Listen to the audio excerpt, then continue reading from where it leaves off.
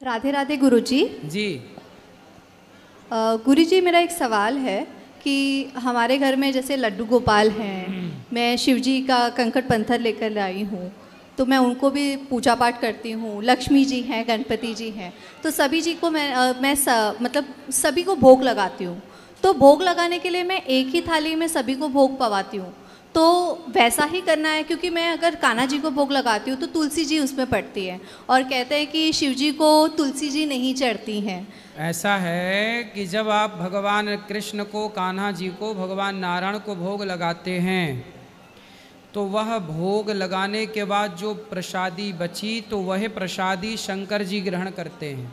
अच्छा। तो वो एक थाली जब भगवान शालिग्राम जी भगवान नारायण को लग गई जी। तो फिर वो सबको लग गई। अच्छा। अलग से किसी को लगाने की जरूरत, शंकर जी वही प्रसाद पाते हैं। अच्छा, तो सबको अलग से लगाने की ज़रूरत नहीं है ना अब? तो इसीलिए मैं वही क्वेश्चन था।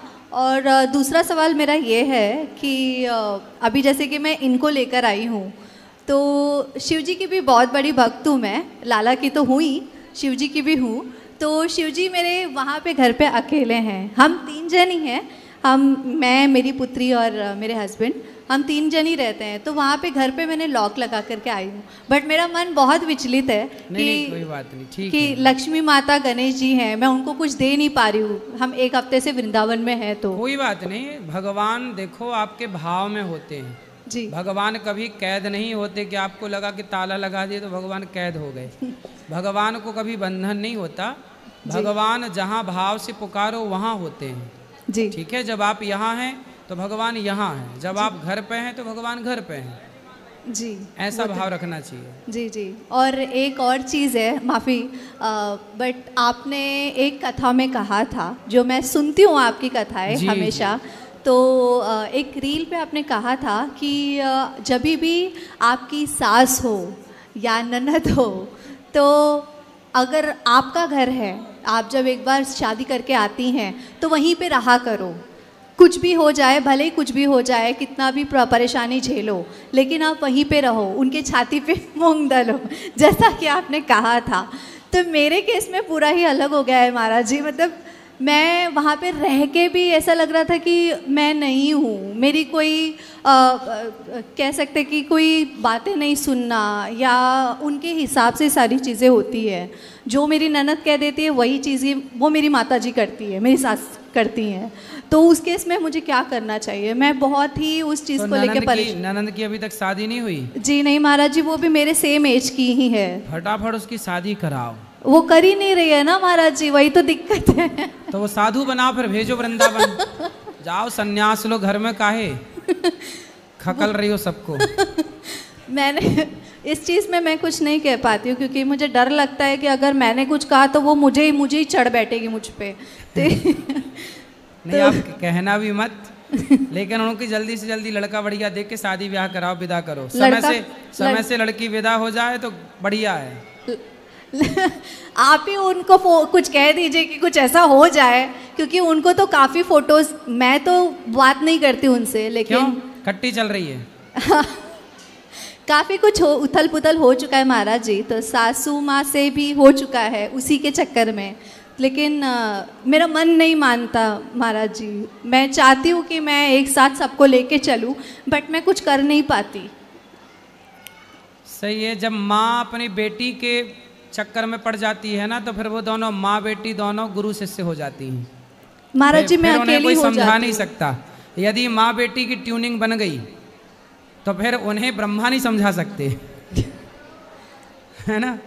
जैसे आज एक बेटी अपनी माँ को यहाँ छोड़ के भाग गई हमारे पास वृद्धाश्रम में, तो बेटियाँ यदि अपने, अब जैसे उसकी शादी भी हो जाएगी ना जी, तो पति के संग में नहीं रह पाएगी अच्छे से जी, क्योंकि वो जहाँ माँ और बेटी की ट्यूनिंग बैठी, फिर वहाँ वो 2 परिवार बिगड़ते ही बिगड़ते हैं। अभी एक्चुअली वो कमा रही है ना महाराज जी, तो उन्हें ऐसा लगता है कि मेरी बेटी कमा रही है तो वो मेरा घर देख लेगी। अच्छा, तो इसलिए माँ शादी नहीं कर रही है? नहीं शादी करेंगी तो पैसा चला जाएगा। और वो रुकती भी है ना महाराज जी, उनको फोटो दिखाया जाता है, बट वो सारे लड़कों को मना कर देती है।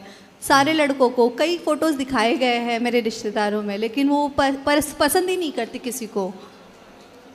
अच्छा है वो लड़के बच ही रहे बेचारी से, भला है उन लड़कों का, बच गए। तो उस केस में क्या करना चाहिए महाराज जी? बस बचने दो, लड़कों को ना मारो ना मरवाओ।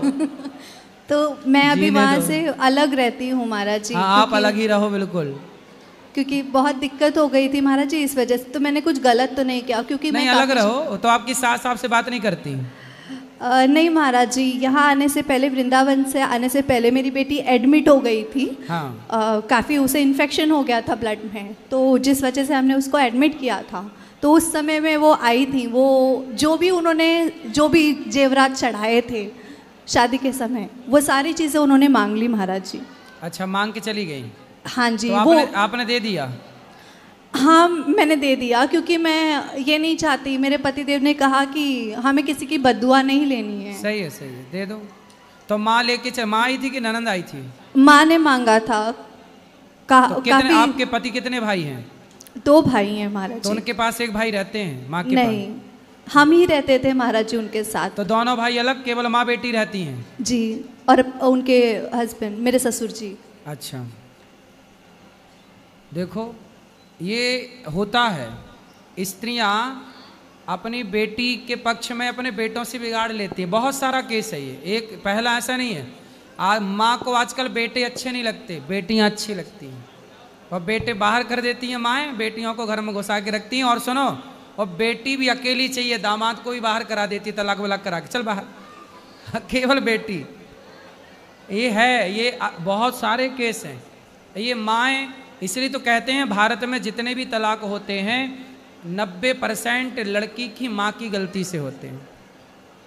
लड़की की जो माँ है वो आजकल मंथरा का पूरा रोल निभा रही है। बट महाराज जी सब कहते हैं ना कि बहू खराब होती है, बहू खराब होती है। बहुएं खराब नहीं लेकिन होती। एक समय ऐसा भी आता है कि बहुओं को भी बोलना पड़ता है महाराज जी। जब तक हम ना बोले तो ऐसा लगता है कि नहीं, ये गलत है, गलत है। वही तो, नहीं बोले तो पाकिस्तान चढ़े जा रहा था, चढ़े जा रहा था, बोले तो टुप ही टाप हो गया। बोलना पड़ता है जी। तो ये मैंने गलत तो नहीं किया ना महाराज नहीं, जी? आप सही किए। जी, राधे राधे, धन्यवाद महाराज जी।